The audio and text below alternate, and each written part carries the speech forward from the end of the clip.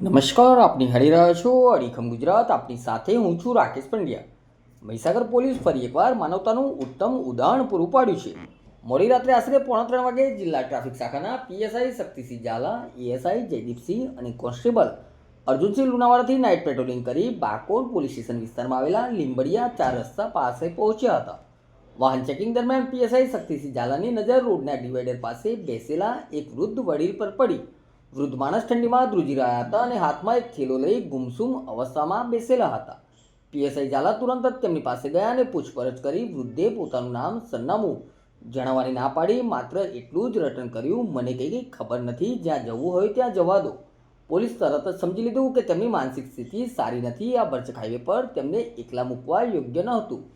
Police ટીમે વૃદ્ધને સમજાવીને રોડની બાજુમાં લઈ આવી. તેને ખૂબ જ ઠંડી ચડતી હોવાથી નજીકની દુકાનમાંથી ચા, નાસ્તો, પાણી પીવડાવ્યું અને તાપણું કરીને થોડી રાહત આપી. વારંવાર પૂછવા છતાં તેઓ કોઈ વિગત આપી શક્યા નહીં.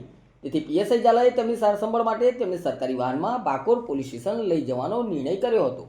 મોડી રાત હોવાથી સ્થાનિક પીએસઆઈ સિક્કી સિસોદિયા અન્ય સ્ટાફની મદદથી વૃદ્ધના આરામની વ્યવસ્થા કરવામાં આવી. તેમના થેલાની તપાસ કરતા ફક્ત સ્વચ્છ કપડાં જ મળ્યા.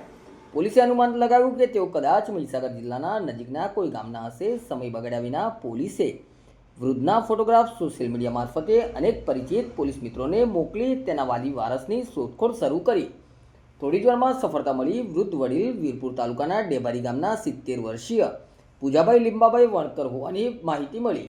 કયા ગામના કાકા? કોઈ ની મગજમારી નહીં કરો. ની મગજમારી ના, તમને ઘરે મૂકી જાય આવી. તમારે ઘરે આવીને મૂકી જાય. કયું ગામ છે એ તો કયો? રસ્તામાં તમને કઈક થઈ જશે તો બોલો બોલો, તમારું નામ તો હશે ને? કયું ગામ છે એ કાકા? આ બાજુ યાદ તો કરવું પડે ને, એમ થોડું હાલે યાદ નથી. એમ થોડુંક યાદ કરો. કેવું છે? હાલો તમને મૂકી જાઉં. ઘરેથી કઈ લડ્યા હતા?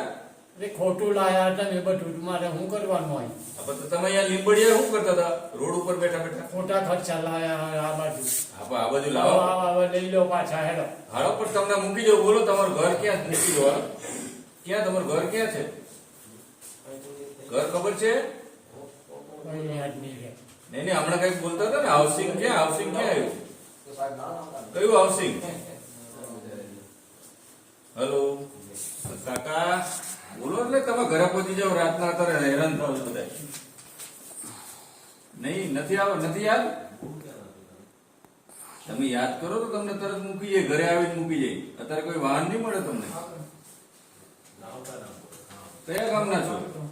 પૂજાભાઈના ભાઈએ જણાવ્યું કે તેમની માનસિક સ્થિતિ અસ્થિર હોવાથી તેઓ કોઈને કહ્યા વિના રાતના સમયે ઘરેથી નીકળી ગયા હતા. મહીસાગર પોલીસે માનવતા દાખવી અજાણ્યા વૃદ્ધને સુરક્ષિત શોધી કાઢ્યા અને હેમખેમ તેમના પરિવારને સોંપ્યા. પૂજાભાઈના ભાઈએ પોલીસનો હૃદયપૂર્વક આભાર વ્યક્ત કર્યો હતો.